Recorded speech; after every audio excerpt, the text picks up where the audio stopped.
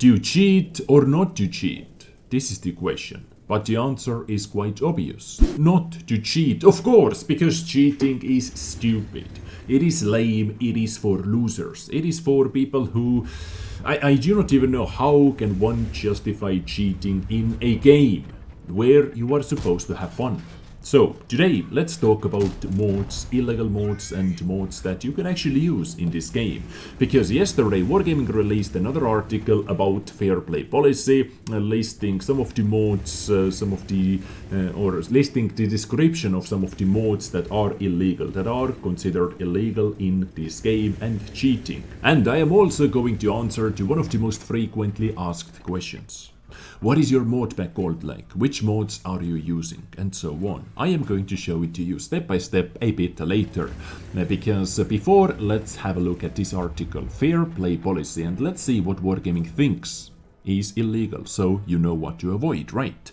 So respect and play fair is green. 7 days suspension for first-time users, for first-time cheaters, lamers, losers, and permanent ban for people who keep using cheats and mods that are illegal in this game. So which modifications will be penalized? We divided them into 3 categories. Number 1. Mods that do not provide a gameplay advantage but merely allow information customization for the viewer. They are pure mods in the traditional sense and we like them. Nice. Number 2. Mods that do provide a gameplay advantage but one that we believe contributes to the game in a positive way. In the short term, we will treat these as good mods and we will look to implement them into the vanilla client in the future. So we have so many mods that modders actually came up with and that are in the game right now. For example, last known position markers on the minimap, those spotting indicators that we already had in the game, hit indicators from the direction, some extra information over there. All those were actually made before they were in the game by modders. And finally, number 3, mods that do provide a gameplay advantage, one that we think is bad overall for the game. These are classified as a cheat and are illegal going forward. So keep that in mind. Number 1. Mods that reveal the position of enemies in a way not included in the vanilla client by marking objects destroyed on the map and minimap in real time, by altering the display of shellflight tracers or calculating the position of enemy SPGs with tracers and marking them, as well as those that keep spotted vehicles displayed even when you aren't aiming at them.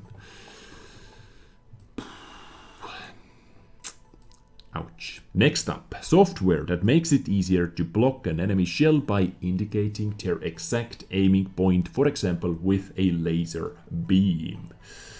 Modifications that alert you when spotted vehicles are reloading or show enemy vehicles reloading timers. I actually remember this being an issue like maybe 2 or 3 years ago. Even some streamers used it, I remember.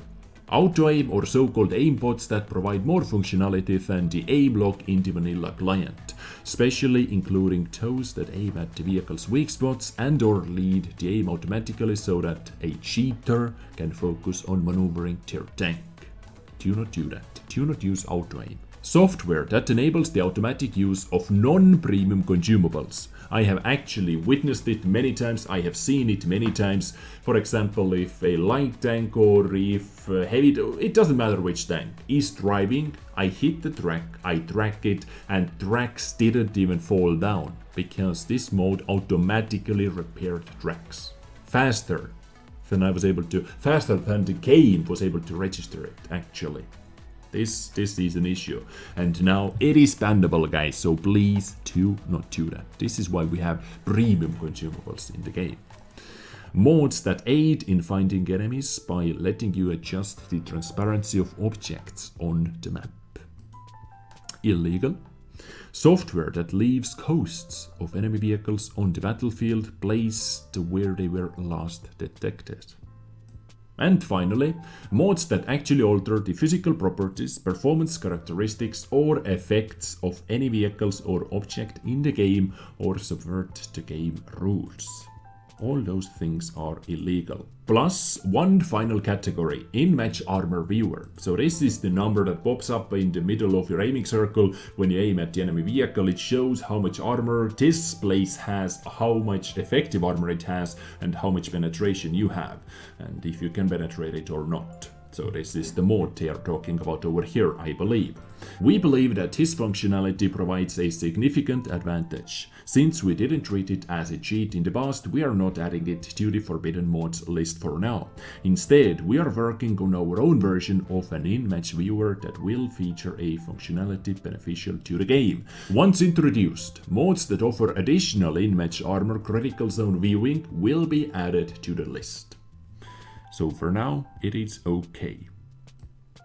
We'll see. So please do not cheat, respect and play fair. Yeah.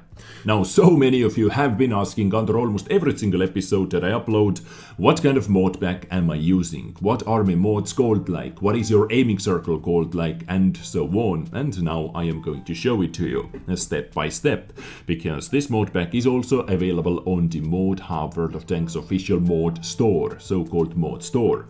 And I have been using Protanki's modpack for close to 2 years now. I have been using different modpacks like as a lanes modpack in the past. I have been using old school's modpack as well, Pro modpack. But the main reason why I love Protanki's modpack, it has everything in it and they update it super quickly. Let's say the game receives one micropatch today that F's up our modpack. Usually this modpack gets updated the same day, and this is what I love. I love how fast they are, and I love how easy it is to install it.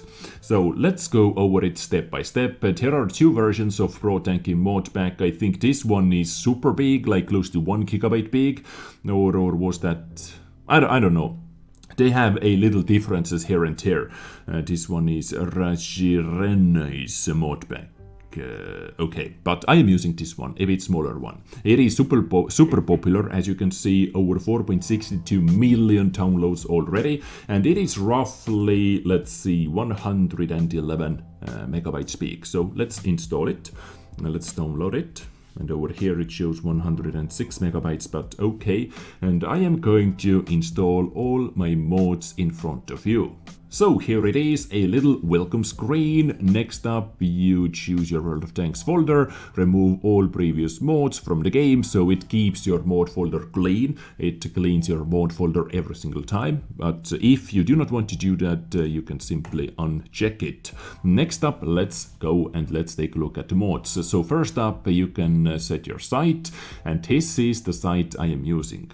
It is super simple, super clean looking site. I love the extra digit on the reload timer. I have the HP percentage left. I have the amount of ammunition I have, the type of ammunition I have left in my tank, and that is it. This is clean. I like clean World of Tanks, as I said. But you have some other options. For example, Jimbos is also really clean. Overcross, they are all really clean looking. This one is a bit crazy for my liking, but yeah, this is what I use. So site standard plus by Atotic or something like that. I'm not using any artillery mods, but you can use those things as well with some extra information, as you can see. Your shell fly time and shell velocity and stuff like that. By the way, we have some preset settings over here as well. For example, no mods like Protanki without reducing FPS, and my special loadout that I like to use. Sorry, that was my phone. But the only thing that I'm using over here is free camera for replays, as you can see. But you can also do different things. For example, disable intro and auto choosing the server. This maybe gets your game started a bit faster, and we have some other boosts over here. For example, Commander's Camera allows you to move the camera in arcade mode in artillery sight much more higher. And I have seen couple comments under some of my episodes where you guys are saying that this far zoom out mode is kinda illegal, but as we can see, it is not. And I do not have it installed, but if the person in the replay file used that mode, it works for me as well for some reason, because it is only a zoom out. Next up, Am I using anything from here? Nope, I am not, but you are able to see player statistics in hangar. Auto return. Oh, this is actually really good. Equipment auto return. I think this is Camonet and Pinos.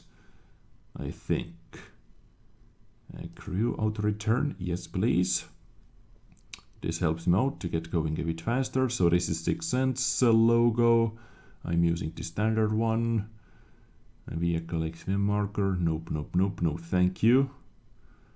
And some other customization options. Nothing too crazy. So this shows the HB side on side panels. This is a bit OP, but okay.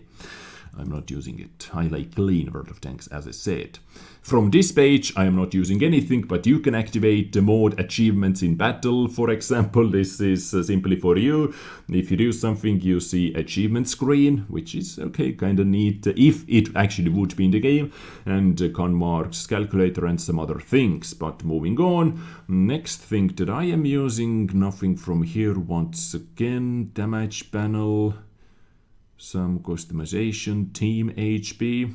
As you can see, total HP of teams. This is really useful actually. This is a standard mode or a vanilla mode in the Grand Battles mode that we have in the game at the moment. Not the HP, but the percentage of the HP. I do not know why they are not adding it to the standard battles as well. And some other various mods. Next up, nothing. Now those things are a bit stupid in my opinion, like clown looking vehicles. Colored con decals, camo removers, white tanks HD, white tanks, white tracks. Are those really legal? I don't know. If they are available over here, they must be legal, right? But in my opinion, they look so stupid. I am never going to install it. Maybe in my next episode where I test out all the mods to see how crazy this game is, as I said. But moving on. Tornado Battle Hits, one of the best mods in my opinion. I love it. I love analyzing my previous battles. Where did I hit? Where the enemy team did hit me? You can learn so much about the vehicles. So much about the enemy tanks, so much about your tanks, about weak spots, and so on. For example, a couple of days ago when I uploaded my Jagdpanzer E100's episode, D49 killed my loader and destroyed my ammo rack with a single shot, splashing the top of my roof at the left side of Jagdpanzer E100. I didn't know that before watching it from this mod. Finally, advanced statistics, just to keep track how much credits I'm earning, how much credits I'm spending sometimes, and just to keep track of some of my sessions. And that is it. I think we have some sound modes. You can use different 6-cent sound modes, for example, when you're on fire, a bit louder. Some sound modes, game voices. Alright, but I'm not using anything.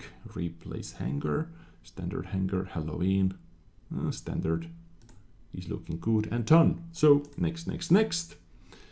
If you want to improve your FPS on low to mid-range computer, this is what you can do. Disable visual effects, so this helps you to get better FPS. You can disable smoke effect from destroyed tanks and so on, which you can do in the game as well, but this helps you out over here.